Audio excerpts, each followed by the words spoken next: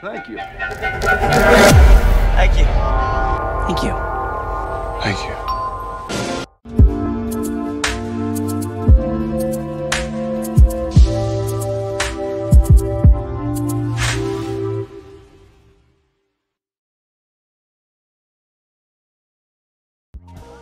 Yo, what's up, everybody? It's your boy Cool Eagle back here in another video. Just want to come talk to you guys because, whoa, do we have a lot to talk about today in the world of NFL football. Hope you guys doing well out there. Remember, guys, we are on our way to 300 subscribers on this channel. So remember, like, subscribe on your way in and on your way out, guys. Can't do this without you. And here's a little token of my appreciation.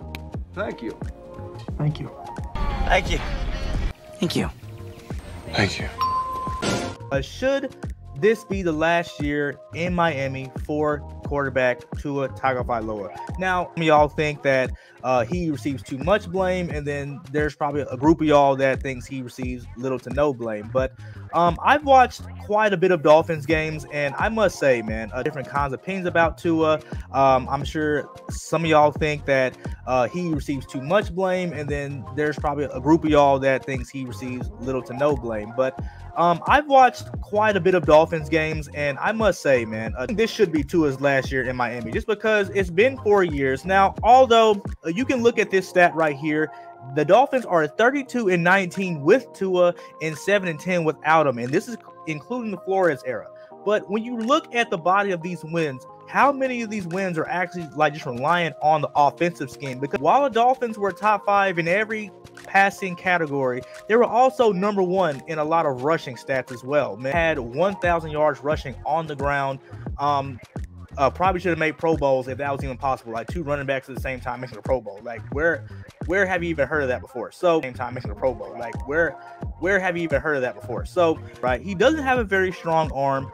He's a spot thrower, and then he routinely underthrows a lot of his receivers. And we've seen that numerous times again where he's getting Tyreek Hill just absolutely destroyed because he's not a leverage thrower like that. And the caveat to that is that when you look at the NFL mic'd up in the all 22, Tyreek Hill often does run the wrong route.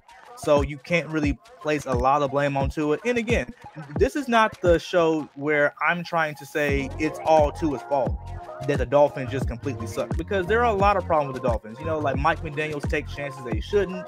Tyreek Hill and Jalen Waddle just run the same routes. You know, sometimes the blocking scheme just goes over the head of the lineman and they miss certain blocks, and Tua just gets his head leveled. And this has happened over the years for Tua, especially in that Cincinnati game that just took him out for the whole season. But if you look at Tua's body of work, and I'm gonna show you this right now. In his first year with the Dolphins, he was 6-3, played 9 games, started all 9 of them, 6-3, had some pretty good stats: 11 touchdowns, 5 interceptions. His QBR was 44.8, still a little below average, but that's his rookie year. A lot of quarterbacks don't do that well that first year, right? CJ Stroud is obviously an anomaly, and I hope Bears GMs. And again, this is about the Dolphins, right? Let's not go too much off topic. But in 2021, he went 7-5,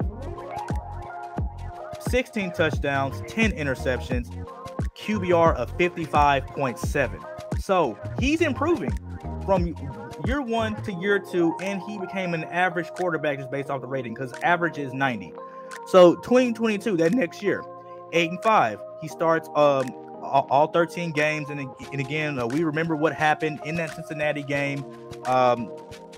That injury really was career threatening because they didn't even know that he was going to come back for this next year. So that year he goes 25 touchdowns, 8 interceptions, a quarterback rating of 105.5, QBR of 70.6. Now, if he would have just completed the whole season, he really would have been a 2-time Pro Bowl quarterback. But because of injuries and all that good stuff, it just didn't happen. Now this current year was really his best year, because he starts all 17 games. He goes 11-6, 29 touchdowns, 14 interceptions. His rating is 101.1 with a quarterback rating of 60.8. Now, remember, this are 2 different stats right here. Like, I want y'all to understand these are 2 different things. Quarterback rating in QBR. You know what I'm saying? So, although you can look at this body of work and see what Tua has done, you kind of have to put it into perspective about what he's doing against these different teams. Because against playoff teams this year, he's 1-6. Against non-playoff teams, he's 10-1. And can we put a lot of that blame on Tua? Well, like, let's look at the body work individually for these games. In the first game versus Buffalo this year, he threw like 2 interceptions. Now, if I remember that game correctly, that Buffalo defense was still pretty healthy at the time, and Tua's record against Buffalo in that division just really isn't that good. So whether you want to blame him or not, he still had a good QBR, meaning that he was throwing the ball well, but again, he just didn't throw it well enough to win the game. So in the games he loses, he plays pretty bad, especially in this game versus Baltimore, where like they just got their asses kicked, 56-19. He throws 2 picks in that game, has a QBR of 43. All right, this loss to Tennessee, which is the game they shouldn't have even lost. I'm still like beside myself on how they lost this game, this easy one game in the first half to Tennessee. He throws no touchdowns, no interceptions, and he has a good quarterback rating because he really didn't do anything. Like, he was pretty much doing what Dak was doing in his first couple years, dinking and dunking. Had a 90.5, played pretty average that game. And then let's look. Kansas City, that game they should have won. But again, I was actually watching that game with a Dolphins fan, and I just saw something that Tua just does routinely. He just underthrows his targets. Like, he had an easy, wide open touchdown to Tyreek Hill, I think in the third or fourth quarter. He just missed him because he underthrew it, which goes in his rating right here, man. He was just bad that game.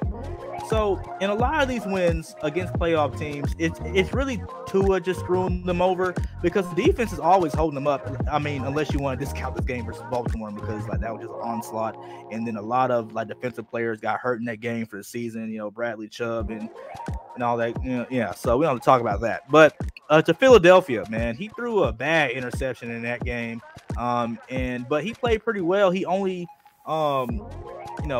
missed 9 passes, but the Philadelphia was just rolling at that time. You know, like he just came up against a buzzsaw, and not even to be biased. And then that first game against Buffalo, they got their asses handed to him, but he played pretty decent.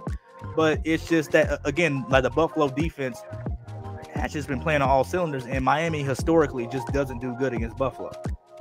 So, but in the games he does win, he plays like he's Dan Marino, man. I mean, especially in this Denver game where they won 70-20, or probably could have won it more than that. But the grace of Mike McDaniel, quarterback rating 155.8, 89.9. The LA Chargers, he does pretty well, 110. Carolina, and these teams that Chris Broussard on First Things First calls tomato cans. So against bad teams, Tua plays pretty well. The offense is rolling, but against these really good teams, I don't know. Like, maybe it's just a mental thing, like Dak Prescott and the quarterbacks. He just has playoff big team anxiety or something like that. Let me know what y'all think about that in the comments. But all in all, man, if this is going to be Tua's last year in Miami, I think it's well deserved, just because, again, like, at some point you're going to have to pay him. A franchise tag is just not going to hold up, and you have to be for certain if you're going to pay a guy $55 million for the next 4 or 5 years and be the face of your franchise. So I think it would be in the best interest to give Tua like possibly another chance. I mean, to see what he can do, because he's not bad. Tua is not bad. He just needs to get a few things together and get a fire under his ass, which probably should have been like that for the past few years, being he's the number 5 overall pick. You know, the Dolphins spent a lot to get him. So I'm curious to hear what you guys think about that in the comments, man. And then Michael Penix as well. He's a quarterback that has a stronger arm. He's pretty mobile. He's pretty good under center. He's good, and he fits what Mike McDaniel wants to run in the offense. And then he's going to be something that the defense are willing to hold for, because again, the defense of Miami just has never been bad. They always just been pretty good. They're able to hold the fort, and just so the offense can get an opportunity to take the lead. But when you have a quarterback who just can't get it done, I mean, what are the expectations for the defense at that point? But again, I'm curious to hear you guys' thoughts in the comments, man. We're in like, subscribe on your way in and on your way out. Love doing this with you guys, man. We got more content on the way. But until then, your boys out, ya.